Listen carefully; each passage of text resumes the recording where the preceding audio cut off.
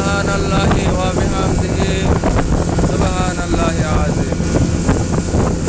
পবিত্রময় আল্লাহ, তার সৃষ্টি অনেক সুন্দর। আমরা এখন মহেশখালীর পথে রওনা দিচ্ছি স্পিড মোডে। ইনশাআল্লাহ সময় মতো পৌঁছে যাব। আল্লাহর কি সুন্দর অপূর্ব সৃষ্টি, তার সৃষ্টির সৌন্দর্য দেখে আমরা মুগ্ধ হয়েছে পৃথিবীর সমস্ত মানব জাতি। হে আল্লাহ, তোমার শুকরিয়া আদায় করার, তোমার নিয়ামতের শুকর গুজারি করার তৌফিক দান করো।